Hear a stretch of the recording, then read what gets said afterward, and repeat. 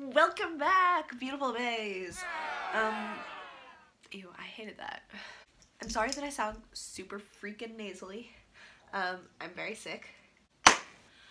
This is a hard topic that I am talking to you about because it has to do with cancer. Specifically, I'm going to talk to you about cancer treatment because I did it. I know about the things, kind of. I have a lot of coffee in my system. What I want to talk to you about is the cancer treatment that I went through. I don't want to talk about other people's cancer treatments because that's not something that I specifically know about, and it's not something I've been through, so I don't want to make assumptions. So basically, what I went through, I have a very rare type of cancer called alveolar soft part sarcoma. Basically, only 100 people worldwide get it a year. So it's super rare. No one really knows what it is. No one really knew what to do about it when I was diagnosed. I kind of had a different treatment plan than most cancer patients do. I went through radiation treatment, which I will talk about. I had several surgeries. I had a lung biopsy. I did oral chemo, which is different from normal chemos. I wanted to talk about how different getting diagnosed with cancer is, like, compared to how it is in, like, movies or, like, commercials or any media in which you see, like, being diagnosed with a chronic illness. In movies and commercials, you always see, like, you're in this room and there's, like, a doctor. It's like, it's not even a medical room, it's like someone's office, like a fancy person's office, and you're like in this office with this fancy doctor and like across the table, and they're like, you have cancer. That's not at all what it's like. ดูเหมือนสวรรค์จะรับฟังคำอธิษฐานของฉันแต่ฟังผิด คุณเป็นมะเร็งนะครับมันได้ลุกลามไปส่วนอื่นด้วยที่เท่าที่ทำได้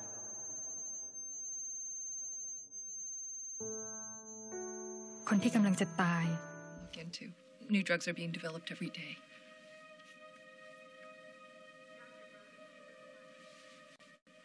Surely there is something we can do. My uncle Ivan was diagnosed with thyroid cancer, and there were all these new experimental drugs from Germany. Vanessa's already working on plan A, B, all the way through Z. Me? I'm memorizing the details of her face. Like it's the first time I'm seeing it. Or the last. Mr. Wilson. The process of being diagnosed actually takes quite a long time. I didn't know, like, what was going on for a couple months, I think. And I definitely was not in any fancy office room. It wasn't like any high-class thing. It was literally just the UVM hospital rooms, like doctor's offices. It wasn't like, you have cancer. It was like, it was a lot more vague than that, and so it didn't really set in at first that I did have cancer because no one ever really said straight up to me, like, right away. Like, they were not like, yeah, we're diagnosing you with cancer. They're like, you have this thing called alveolar soft part sarcoma and it does this, blah blah blah blah blah. And at the time, I didn't really know any medical terms, so I had no idea what the fuck anything meant. I do want to step in real quick and say that one of the things that is fairly accurate in movies and commercials and things when you're being diagnosed is that sort of like pan out and like not like hearing anything that anyone's saying sort of effect that they put in. That's fairly accurate to the point where, like, obviously you can't pan out of the situation and like your sound doesn't quite go like that, but I did have moments where I was just sitting in doctor's offices, like throughout like the months of treatment that I was going through, even where I just like stopped listening to what people were saying. I was just like zoning out. So that's fairly accurate. But so when I was diagnosed, they basically said that I had alveolar soft part sarcoma, which is often shortened to ASPS. So if I say ASPS, that's what I'm talking about. Which is a type of cancer that often starts by growing tumors in by growing a tumor in the muscle of one of your limbs, so like your arms or your legs, mainly, like that's where it starts. The thing about ASPS is that once it starts in some place, it can move and go into other sections of your body, so it's not something that's limited to one thing. It's not like a type of cancer that's limited to one part of your body, like it can move throughout your body. So my cancer originated in my right calf, like right here.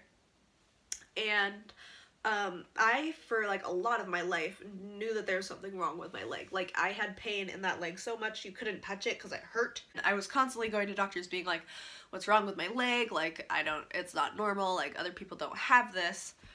And they were like, oh, you just need to like stretch and stuff. It's probably just muscle soreness or growing pains. Or whatever. I had like a number of different things, and everyone just told me like, stretch things. Then, fast forward like 10 years, it was a tumor in my leg. No one ever cared enough to check and see like what was wrong with my leg. So all these years that I had been complaining about my leg, it had actually just been me basically knowing that there was something wrong with my leg and the doctors telling me I was fine. So basically we could have caught my cancer earlier in my life, and we didn't. So it moved up, and I got another tumor in the right lower lobe of my lung. I actually had several tumors there because it continued to grow. Fast forward to the treatment. I started taking oral chemo before any of my other treatments. And so the type of oral chemo that I was taking is called pazopanib. Fun name there. This is just a pill that I would take every day. At first it like didn't do much. It was like, it takes a while to get into your system. And so I took that for several months, and then I stopped and took it again. There were like multiple times that I had to take this, depending on surgeries and other treatments and stuff. I had to like stop because of certain risks, because there was things where so the chemo can like thin the blood, thin out my blood, and so they would have to stop me from taking it like a couple weeks before my surgeries, so that when they were doing the surgeries I wasn't like bleeding everywhere. So that's one of the risks that it had, was that like it thinned my blood so I would bleed more. It did a lot of like really weird things, but the main things it did was it made me constantly nauseous. Like, I had no appetite pretty much. I had extreme fatigue, which for people who don't know, it's just like extreme tiredness. But the type of tiredness that this, okay, so this was like chronic fatigue. It was like, no matter how much I rested, I would still be tired. It was not something that I had ever known before, like a type of tired I'd never known. It's like, this wasn't just like, oh, I'm kind of sleepy, I want to go to bed. It's like, I actually had to use all the strength in my body to get up out of bed in the morning. Just to sit up was so much work. It was just, it was the tired that I felt in my bones. It was like, every movement, every like breath, literally eating food or drinking water, it was such, it was just so hard because I felt this fatigue like, in me. Like, it wasn't just, like, in my brain, like, oh, I'm tired, I'm, like, haven't gotten enough sleep. It was like I literally just did not have the strength to do certain things. Another side effect of this oral chemo is that my hair turned white. In a lot of my other videos from the past, you can see that white stripe in my hair. Sometimes it's here, sometimes it's back here, because my hair would grow out, and depending on if I was on the chemo or not, my hair would grow back its natural color, so I would just have weird stripes in my hair. When it was growing out white, I especially hated it. Like, I got used to it afterwards a little bit, but I still hated it.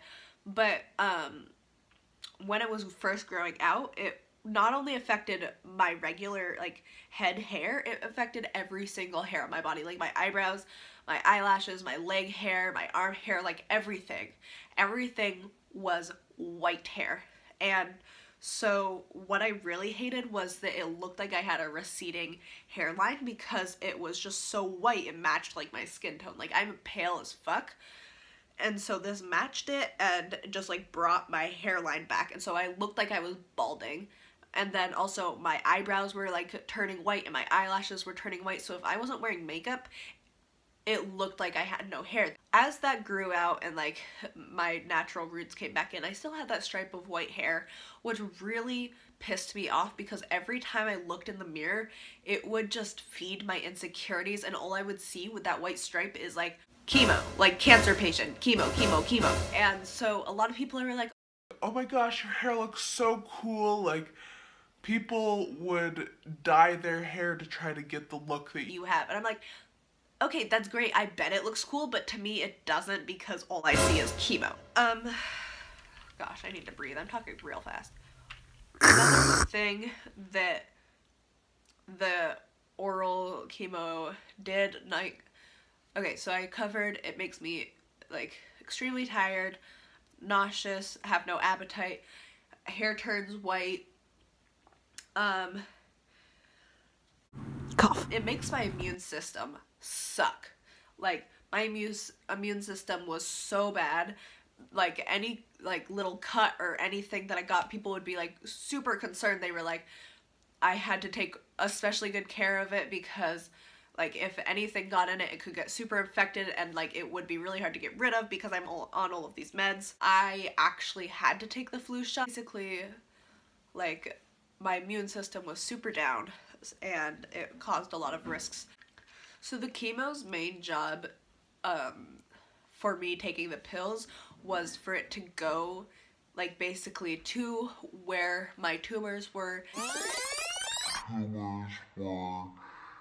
and attack the tumors in a way that it would make them, like, smaller.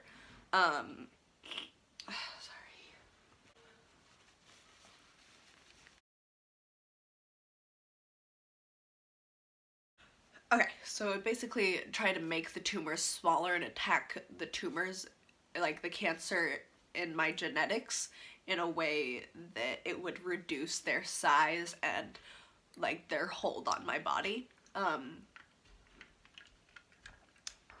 So that's what the purpose of the chemo was. Later we figured out that it wasn't really doing much. It was, like, not doing enough that we wanted to continue using it, because it was just causing me too much, like, hardship. Like, it wasn't benefiting me enough to continue going through all the hard shit that it was putting me through as well.